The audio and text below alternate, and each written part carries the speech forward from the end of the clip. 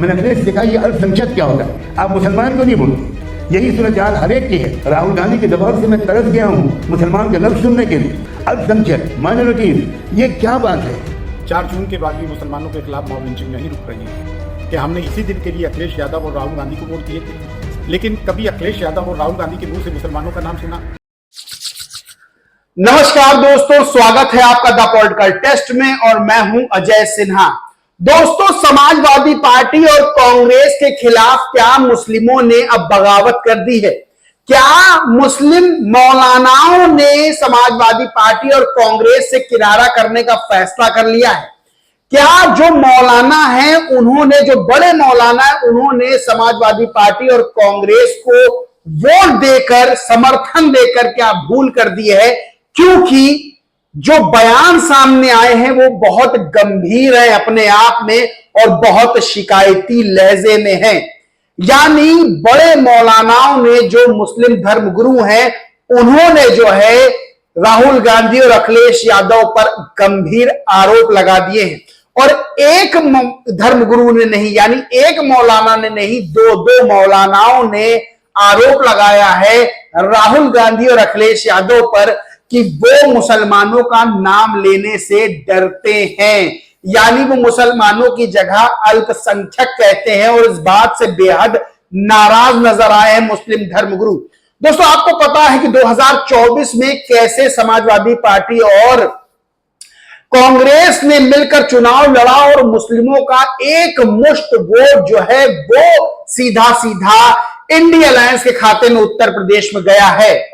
लेकिन उसके बाद भी इंडी अलायंस जो जीत दर्ज करना चाहता था वो जीत नहीं दर्ज कर पाया और केंद्र में एनडीए की सरकार बन गई। यानी एक तरफ उत्तर प्रदेश में संविधान के मुद्दे को उठाकर, यानी संविधान का मामला बोलकर, जो कि कोई मुद्दा था नहीं, उस पर दलितों के और बहुजनों के वोट इंडी अलायंस ने अपनी ओर खींचे और बीएसपी को तगड़ा झटका मिला, तो दूसरी ओर एक मुश्त मुस्लिमों ने बीजेपी को हराने के लिए इंडी अलायंस को वोट दिया। लेकिन सामने क्या आया कि एक तरफ एनडीए जीत गया और इंडी अलायंस हार गया और एनडीए जीतने के बाद प्रधानमंत्री नरेंद्र मोदी ने संविधान उठाकर अपने माथे से लगाया।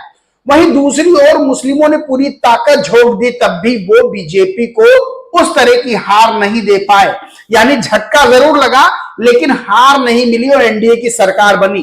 तो अब ये बात निकलकर सामने आ रही है कि इंडी अलायंस ने पूरी ताकत के साथ चुनाव लड़ा, तब भी वो बीजेपी को हरा नहीं पाए। तो बहुत क्लियर है कि बीएसपी के बिना बीजेपी को नहीं हराया जा सकता है।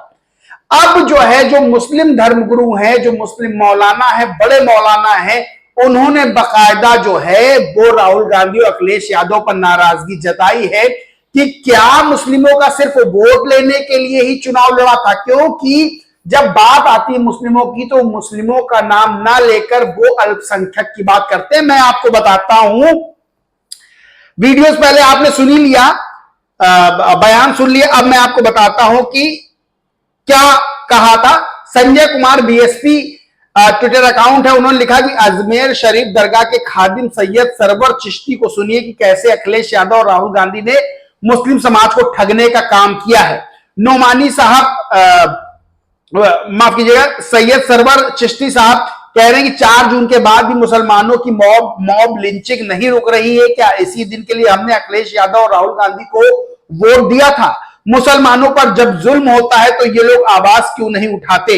वही मोहम्मद अनस ने जो है वो मौलाना सज्जाद नोमानी साहब का एक वीडियो ट्वीट करते हुए लिखा कि जगह थी जवाहर भवन, कांग्रेस जहां से चलती और दौड़ती है, जहां कांग्रेस के सारे थिंक टैंक बैठते हैं, जहां पॉलिसी बनती है, गलती से वहां मौलाना सज्जाद नोमानी को बुला लिया गया और फिर वही हुआ जो कांग्रेस कभी नहीं चाहती है। हम खुशकिस्मत है कि हमारे कुछ बड़े आज भी बिकाऊ नहीं है। यानी यहां पर मौलाना सज्जाद नोमानी साहब ने जो है वो राहुल गांधी पर, कांग्रेस पर आरोप लगाया कि जो है ये मुस्लिमों का नाम लेने से बचते हैं। क्या इसी दिन के लिए हमने वोट दिया था? यानी मुस्लिमों की जगह अल्पसंख्यक कहते हैं। दोस्तों, सबसे बड़ी बात क्या है? सबसे बड़ी बात जो सामने निकल कर आ रही है वो ये आ रही है कि इंडी अलायंस यानी समाजवादी पार्टी और कांग्रेस से मुस्लिम बेहद नाराज हैं, क्योंकि जिस तरह से मुस्लिमों का वोट तो एक मुश्त मिला कांग्रेस और समाजवादी पार्टी को, लेकिन जब बात होती है तो अल्पसंख्यक की बात करते हैं, मुस्लिमों का नाम नहीं लेते। ये जो है मुस्लिम धर्मगुरुओं ने आरोप लगाया है।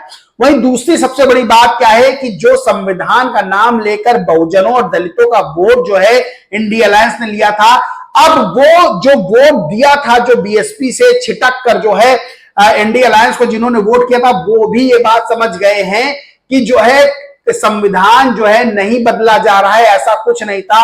8500 रुपए के लिए महिलाओं ने भी वोट दिया था, वो भी समझ गई कि कोई 8500 रुपए नहीं मिलने हैं, तो वो वोट बैंक भी टूटकर वापस बीएसपी की ओर वापस आ रहा है। और सबसे बड़ी बात यह है कि जिस तरह से मुस्लिम धर्मगुरुओं ने अखिलेश यादव और राहुल गांधी के प्रति नाराजगी जताई है, उससे एक बात साफ हो जाती है कि अब आने वाले चुनाव में बीजेपी को हराने के लिए बीएसपी को जो है मुस्लिम बड़ी संख्या में वोट कर सकते हैं, क्योंकि जो मुस्लिम धर्मगुरु कहते हैं उसके अनुसार ही मुस्लिम जो है ज्यादातर वोट करते हैं। और चुनाव के दौरान जिस तरह से इंडिया अलायंस को एक तरफा वोट मिला, एक तरफा मुस्लिमों का समर्थन मिला, उसके बाद भी इंडिया अलायंस एक तो जीत नहीं पाया, और दूसरी चीज कि अब आरोप ये लग रहे हैं कि राहुल गांधी अखिलेश यादव अल्पसंख्यक कहते हैं लेकिन मुस्लिम कहने से बचते हैं। वहीं आकाश आनंद का देखेंगे तो आकाश आनंद और बीएसपी सुप्रीमो मायावती इकलौती ऐसी नेता है जिन्होंने जो है राम मंदिर के साथ साथ बाबरी मस्जिद का भी नाम लिया था। इसके लिए भी मुस्लिम समाज ने बड़ी उनकी तारीफ की थी।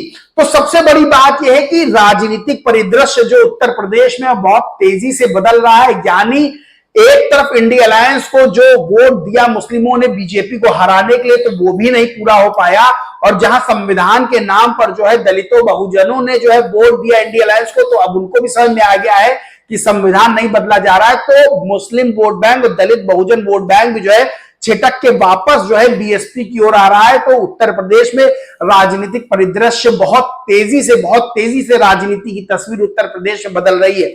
दोस्तों सबसे बड़ी बात क्या है? सबसे बड़ी बात यह है कि अगर हम आजम खान की बात कर लें तो आज ही सोशल मीडिया पर बहुत जगह चल रहा था कि आजम खान इतने समय से जेल में बंद है, और सवाल ये खड़े कर रहे थे जो मुस्लिम समर्थक समाजवादी पार्टी के और मुस्लिम यूजर्स हैं सोशल मीडिया के, कि अगर अखिलेश यादव का कोई रिश्तेदार या उनके परिवार का सदस्य इतने समय तक जेल में बंद होता, तो क्या अखिलेश यादव के साथ के जो बड़े नेता है परिवार के या अन्य, क्या वो चुप रहते, क्या वो बात नहीं उठाते? लेकिन आजम खान लंबे समय से जेल में, यहां तक कि उनकी पत्नी और बेटा भी जेल में था जो अभी जेल से बाहर आए, लेकिन आजम खान लंबे समय से जेल में। तो सवाल ये उठ रहे हैं कि क्या आजम खान के लिए कोई आवाज उठाएगा, और सवाल ये भी उठ रहे हैं कि क्या वो मुस्लिम नेता उसका जो है उसकी वजह से अखिलेश यादव आवाज नहीं उठा रहे। तरह तरह की बातें दोस्तों चल रही है। तो सबसे बड़ी बात यह है कि देखिए समाजवादी पार्टी में सबसे बड़े उत्तर प्रदेश में अगर मुस्लिम नेता थे तो आजम खान थे, जो इस समय जेल में बंद है, बहुत लंबे समय से जेल में बंद है। तो सबसे बड़ी बात यह है कि अभी हाल फिलहाल ऐसा कुछ भी नहीं देखने को मिला जब अखिलेश यादव ने जो है आजम खान के लिए या समाजवादी पार्टी की तरफ से आजम खान की रिहाई के लिए कोई ऐसा चीज की गई हो। तो लोग सवाल उठा रहे हैं कि आजम खान बड़ा मुस्लिम चेहरा है, वो जेल में सड़ रहे हैं, और दूसरी ओर जो है अब इस तरह के इस तरह से मुस्लिम धर्मगुरुओं का बयान भी आ गया जिसमें अखिलेश यादव और राहुल गांधी पर नाराजगी व्यक्त की। ये मुस्लिम क्यों नहीं बोलते अपनी जुबान से, क्यों अल्पसंख्यक कहते हैं? अल्पसंख्यक में तो बौद्ध भी है, जैन भी है, मुस्लिम भी है, सिख भी है। तो सिर्फ जब मुस्लिमों की बात हो तो सिर्फ मुस्लिम की बात करें, मुस्लिम का नाम ले, क्यों अल्पसंख्यक का नाम लेते हैं? यानी कहीं ना कहीं नाराजगी दिल में बैठ गई और जो है वो फांस नजर आ रही है, और वो आने वाले जो चुनाव हैं उसमें जो है कांग्रेस और समाजवादी पार्टी को बड़ा झटका दे सकती है।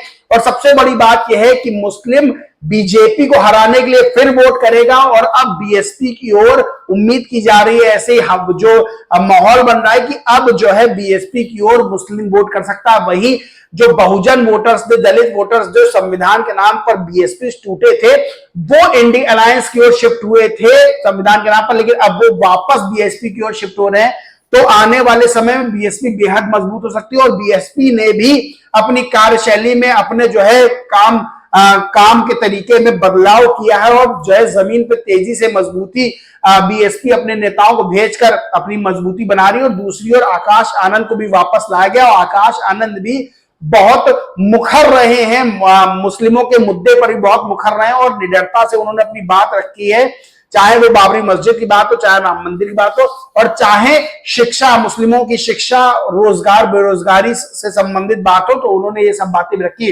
तो उत्तर प्रदेश में राजनीतिक तस्वीर बहुत तेजी से बदलने वाली है, और मुस्लिम धर्मगुरुओं का जो बयान आया है वो 100% अखिलेश यादव और राहुल गांधी की टेंशन बढ़ाने वाला है। दोस्तों, इस पूरे मामले पर आप क्या सोचते, क्या मानते, कमेंट करके जरूर बताएं। वीडियो अच्छा लगा हो तो लाइक करें, ग्रुप शेयर करें, और चैनल को सब्सक्राइब नहीं किया तो सब्सक्राइब करके बेल आइकन जरूर दबा लें। जय हिंद, जय भारत।